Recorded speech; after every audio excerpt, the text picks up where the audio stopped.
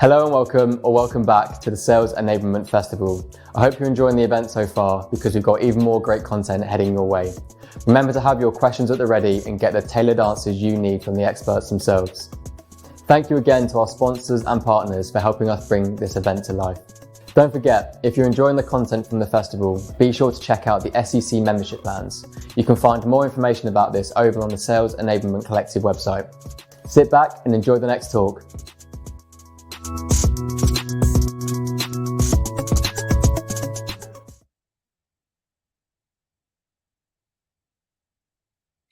Welcome, Sales Enablement Festival participants, and thank you for joining me to talk about how methodology is a verb, or learn how we brought consultative sales training to life at Rackspace Technology.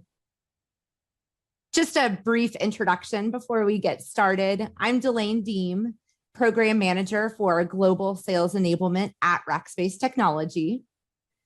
I've spent the majority of my career in sales and sales leadership in both Fortune 500 and mid-market organizations. While running sales organizations at Cogeco Pier 1 and HD Supply, I realized that the key to exceeding plan year over year was providing best-in-class sales enablement for my sellers, coupled with leadership and coaching programs for sales managers. A little over a year ago, I joined Rackspace Technology as a program manager in the Global Sales Enablement Department, so that way I could pursue my passion for developing others full-time. In the fall, my leader, Utham Reddy, spoke at this festival about a program that we had launched just as the world was beginning to learn about COVID. That program is called Race to Win, and I'm here today to share our continued evolution and learnings. Race to Win is a 4-tiered onboarding and ongoing development program for our sales and customer success people.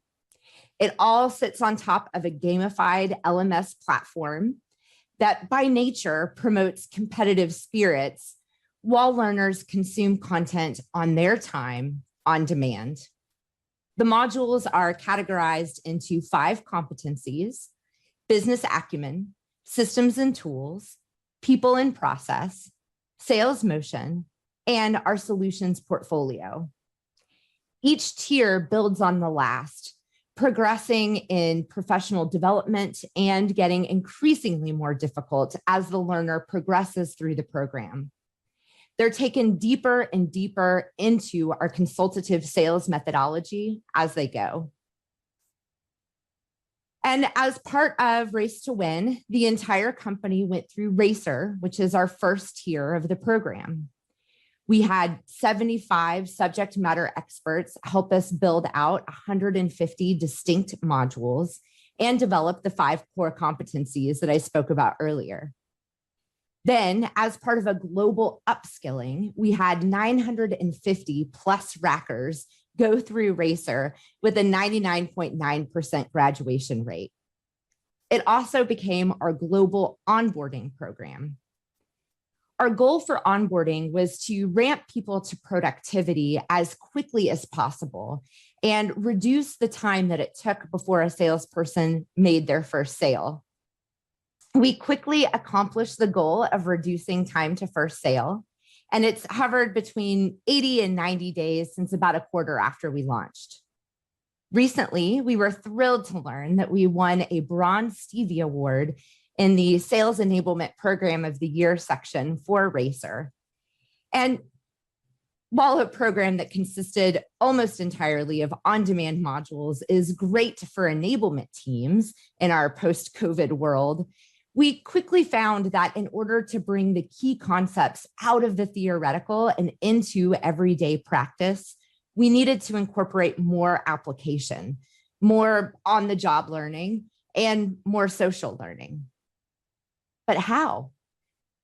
As launches and feedback progressed, we continued to iterate and learn.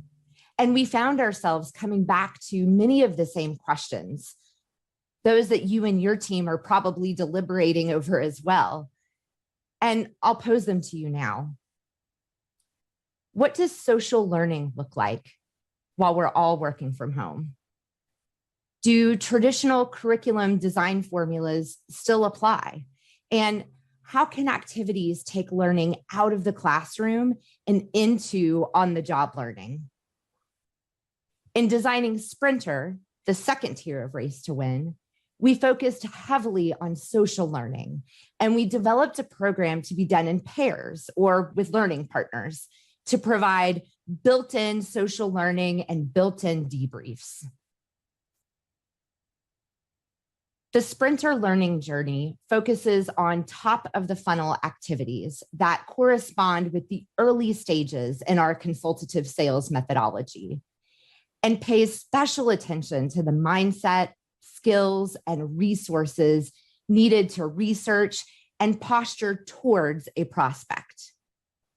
This is a self-driven 90-day commitment to learning with on-demand modules and activities to apply that learning on 3 accounts that the learner chooses.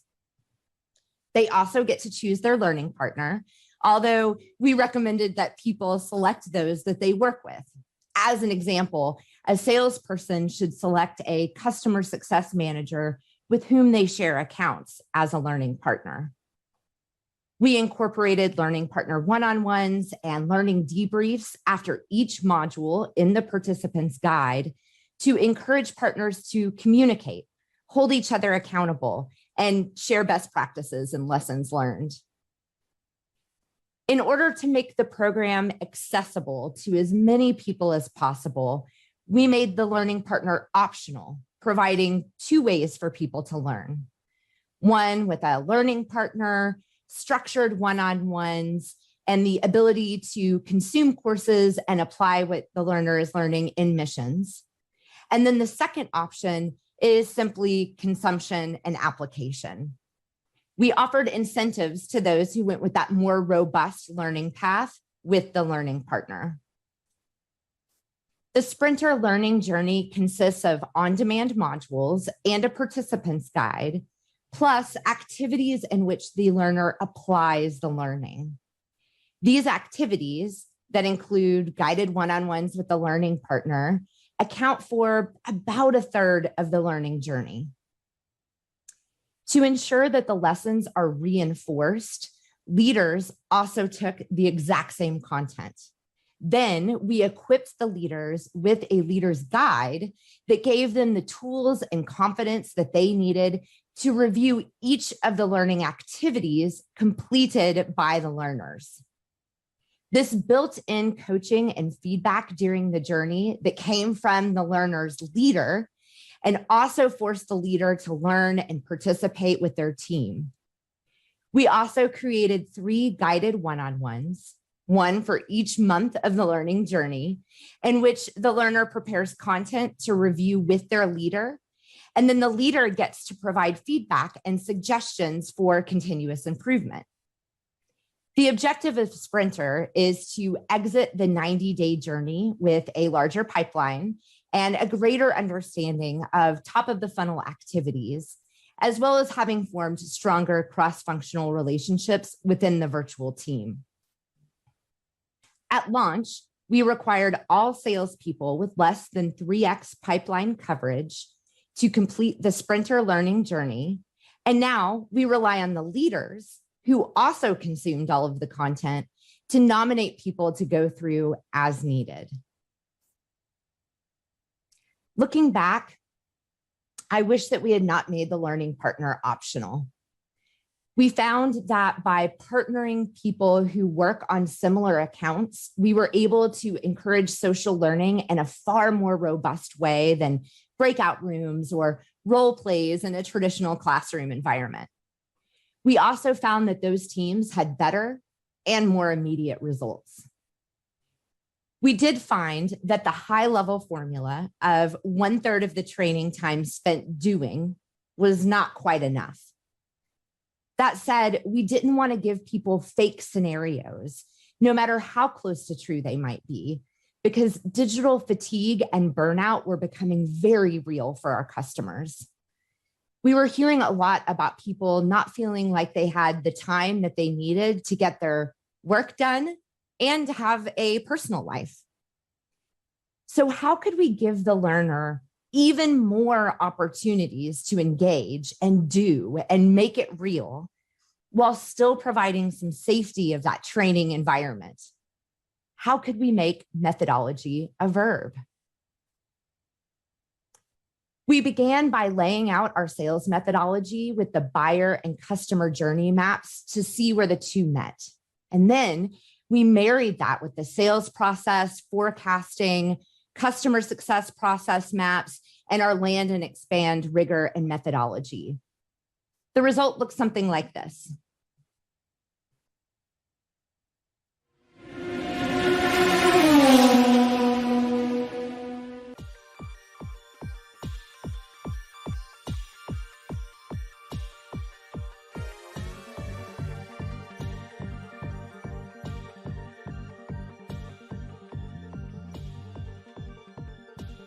A stage 4 Salesforce opportunity, or one that's in negotiation and quote modification, aligns to anticipate and manage objections in the Rackway consultative sales methodology.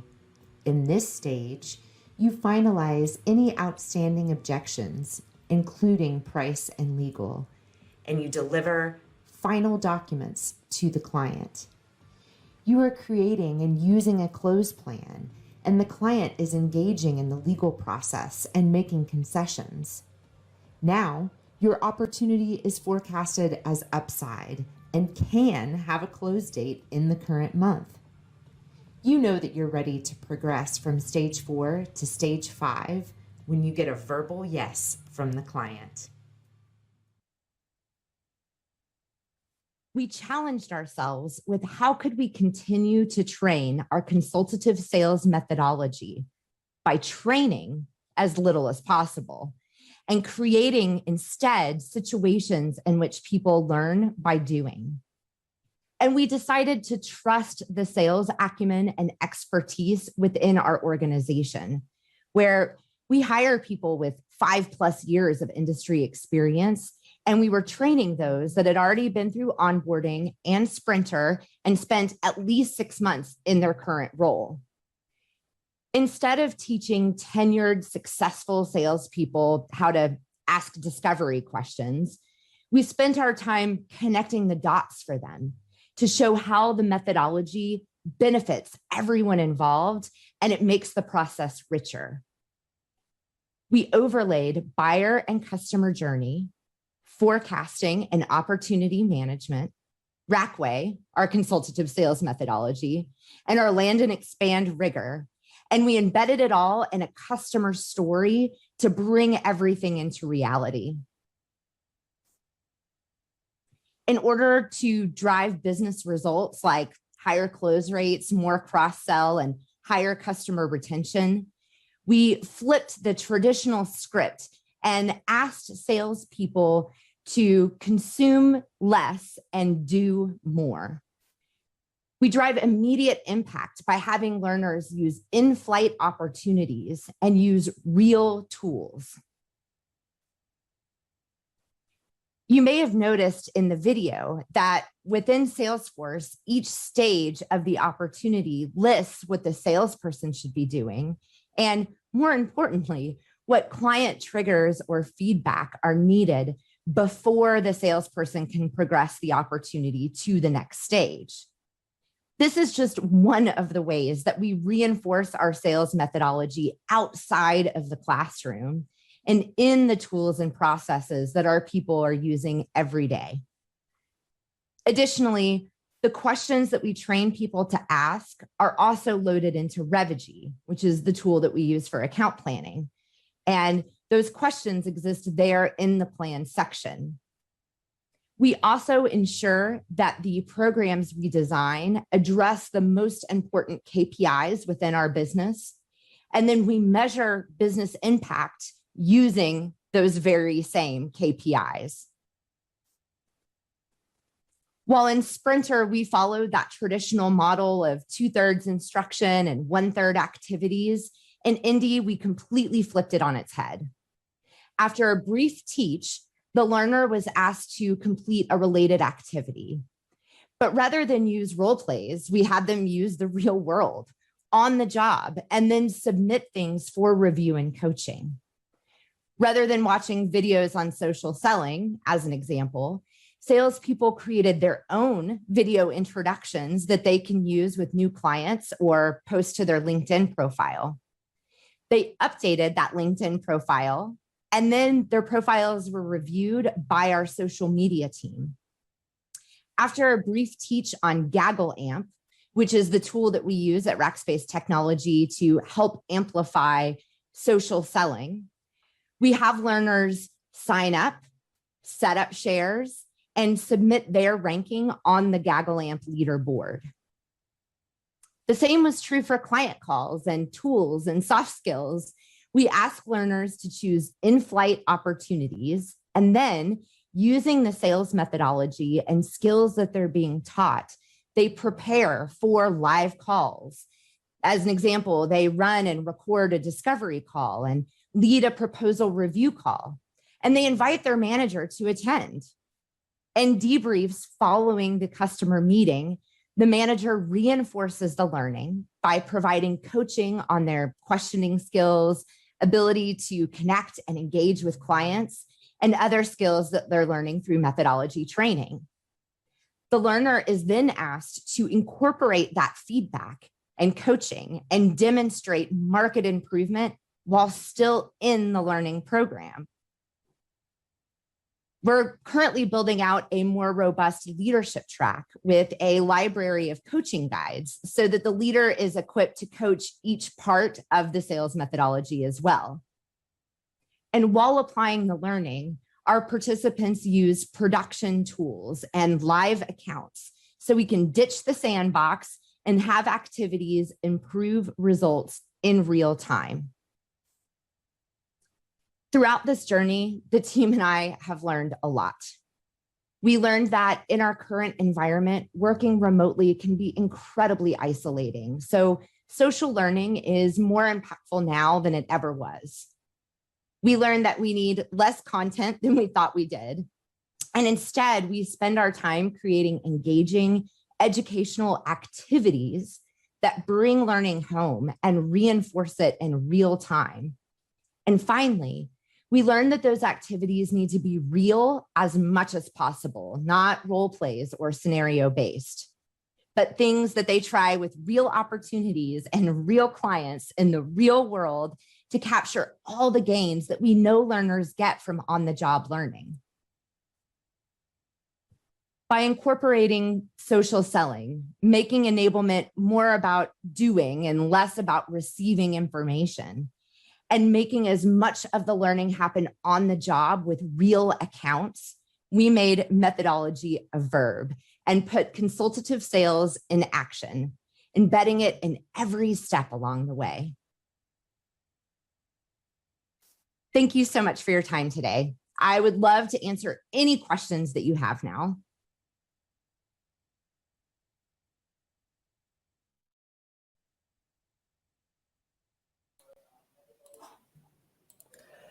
Delane, thank you so much for that presentation. That was brilliant. And yes, so we're open to any questions. If anyone does have any questions for Delane, please do drop them into the chat and she'll be more than happy to answer them. So I think I'll kick things off for questions. I do have a question that I've been asking all of our speakers, and I'd love to get your input as well, is quite simply, what tips do you have for someone who is new to a sales enablement role? Wow, that's a great question. I actually found myself new in sales enablement just over a year ago. So I can speak from some experience there. I think first and foremost, it's about being curious and being humble, right?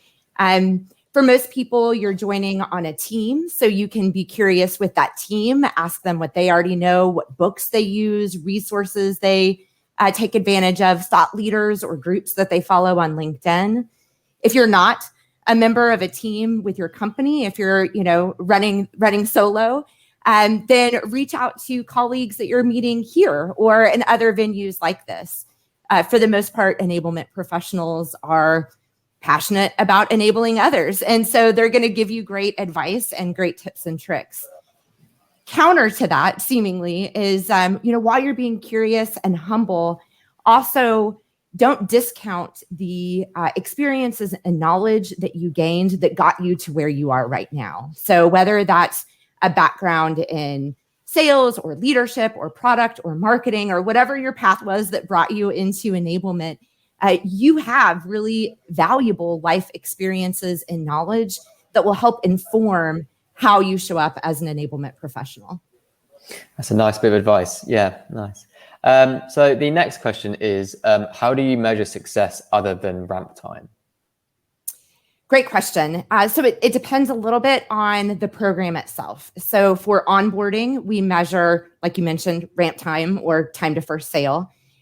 For Sprinter, because that's focused on top of the funnel activities and pipeline generation and creation, we measure that. What was a learner's pipeline coverage prior to entering the program versus when they exit the program? And then how do all of the learners that have gone through Sprinter measure up in comparison to those that have not? I will share, as many of you know, right, we work in changing environments where things are in flux quite a bit. So when we launched Sprinter, it was in the fall of last year. We had people go through the program that had less than 3x pipeline coverage. We saw immediate gains and really great results in the data. And then in January, we entered a new fiscal year. And like most organizations do, that meant organizational change and comp plan changes and all that fun stuff. And so we've seen pipeline become an issue throughout the business, regardless of whether or not they were part of the Sprinter program. And then for Indie, we measure success based on close rate, cross-sell, and customer retention. Cool, nice. Yeah, I hope that answers your question, Ash. So the next question is, what platform do you use to build this content? Is it something you built internal with your business? Yes, it is something that we built internally. We use MindTickle is the LMS that we use, and that has some great content building tools just embedded in that platform that makes it easy to do things like voiceover slideshows. For the video that I just shared, that was done in Camtasia, which is a video editing tool. Prior to joining this team just a little over a year ago, I didn't have experience in either. And my entire team, we've all learned how to be content creators. So we focus on tools that are user-friendly. Yeah, no, nice. So the next question is, what would you say is the most common misconception about sales enablement? That's a really good question. I think that all too often our customers, whether they be salespeople or sales leaders, view sales enablement as extra, almost ivory tower or compliance-esque, right? And so our struggle and our goal as enablement professionals is to root things in the concrete and in the real as much as possible, and really employ some of the change management techniques that we find ourselves training on quite a bit, right? So it's highlighting wins and celebrating those wins and being sure that your entire population knows, hey, Johnny Joe identified this opportunity or won this deal as a result of what he saw in this program, and just, getting loud about that. Yeah, good answer. Good answer. So the next question is, how do you assess reps during the client calls? How do you track and measure the calls happened, and what performance metrics do you use? Great question. So again, we use MindTickle as our LMS platform, and that has a really cool feature called missions within it. So people can upload their recordings or actually just record live in the tool if they're doing like a practice pitch or something like that. And then in the tool itself, you're able to set up evaluation parameters. So you can have the tool look for use of filler words, speech rate, and some easier things for, a robot to judge and grade. And then also along there, you can give evaluation parameters for the person who's reviewing that content. Sometimes that person is a member of the enablement team. But for the ongoing development programs, we tend to want that person to be their frontline manager. That person knows where the person is coming from and what their development goals are, and is able to give much more poignant and accurate feedback. Cool. Yeah, good answer. So the next question is, how do you keep the sellers happy when it comes to training? I've always had issues with telling the sellers to train when they say they don't have enough time to get their job done in a day. Yeah. How do you keep sellers happy, period, right? Not an easy thing, particularly if you're not the one handing out their paycheck, right? So that's a great question. And frankly, it's one that we struggle with a lot. Being a technology company, we have anywhere from an hour to 2 hours of ongoing solutions enablement that's coming out from my team every week. And then we also have these ongoing development programs that are more around soft skills and business acumen. And, a learner in Indy, as an example, is spending an hour and a half per week just on that program. And so it's a struggle, right? You want to be sure that people that are hungry for development and are natural learners have all the content that they want and need and crave, while not overwhelming people that maybe aren't natural learners and aren't excited about engaging with new content every day. The way that we're striking a balance with that is making it, from a corporate or enablement team standpoint, optional as much as possible. And so that way, it's there for the learners, should they want it, should they be craving it. And then we couple that with perhaps over communicating to the leadership team and ensuring that they also take part in the content. And so that way, if there's someone who needs it and isn't taking advantage of it on their own, then their manager can write that into their development plan. Yeah, nice.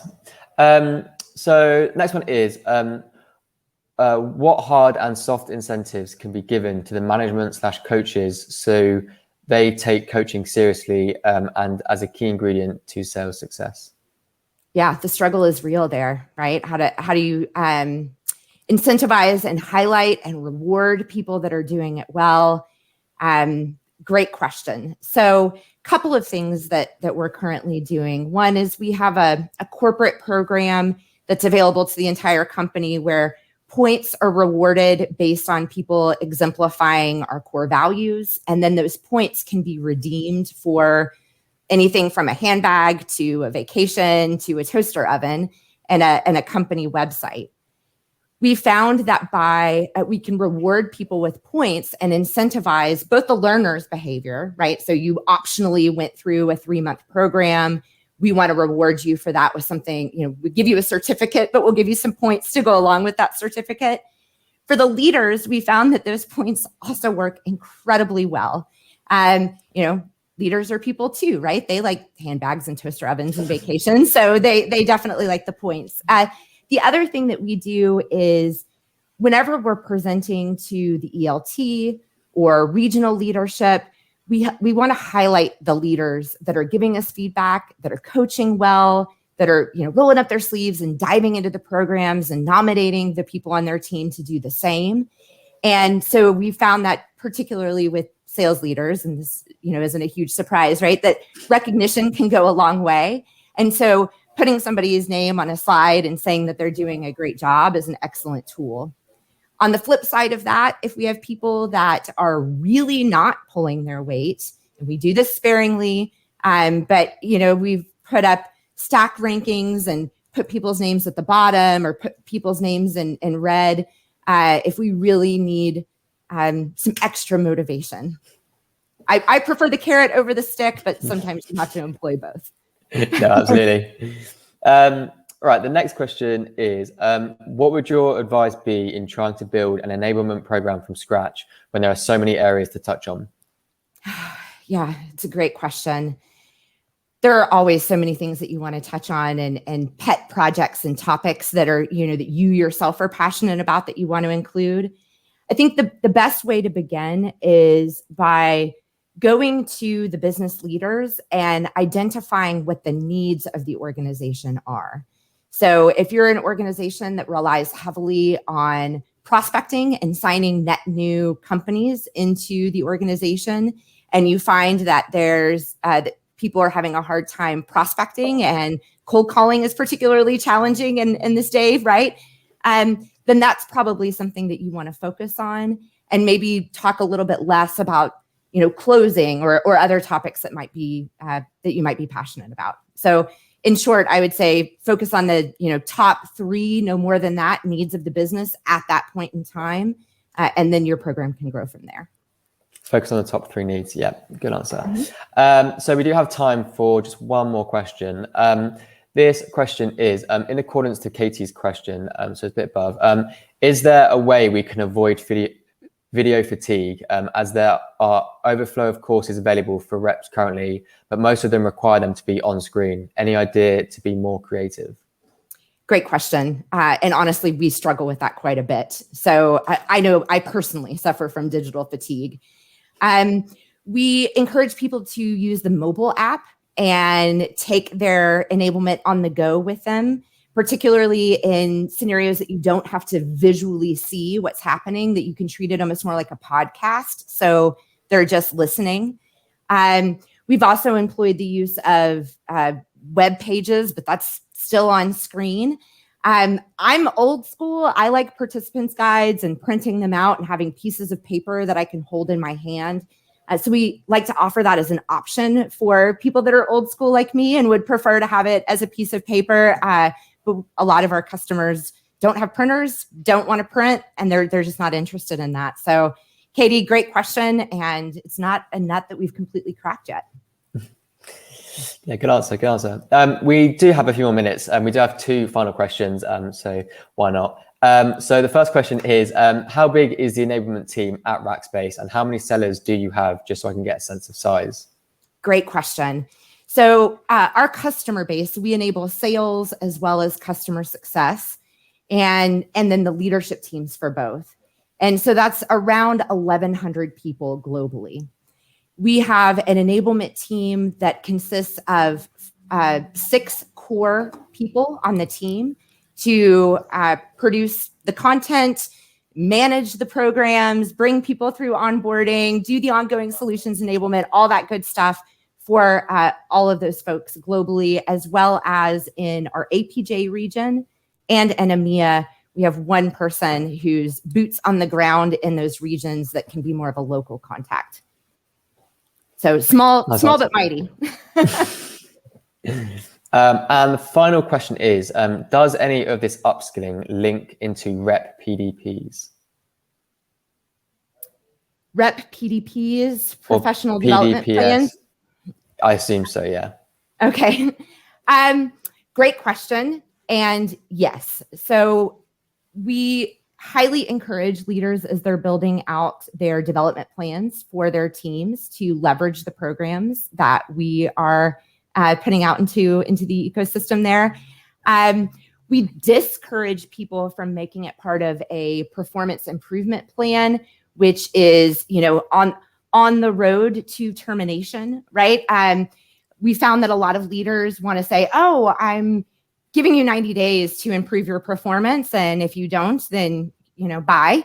And so let me throw enablement at it. Unfortunately, as much as we want to help people that are in that situation, and we will in any way that we can, when somebody's embarking on a 3-month program and they have 3 months to improve their development, right? It doesn't necessarily work that way. So we want to be part of the plan before it gets to that level of severity. Nice. Yeah. And yeah, what a great way to end, I guess. So that's all the time we have, unfortunately. Delane, thank you so much for the presentation and taking the time to answer the questions. And thank you to everyone who tuned in and got involved in the chat. If you do have any more questions for Delane or would like to continue the conversation, please do connect with her over on LinkedIn, and I'm sure she'll be more than happy to answer any questions you may have. So with that said, Delane, thank you. Thank you, everyone, and we'll see you all very soon. Thank you, everyone. Bye. Bye.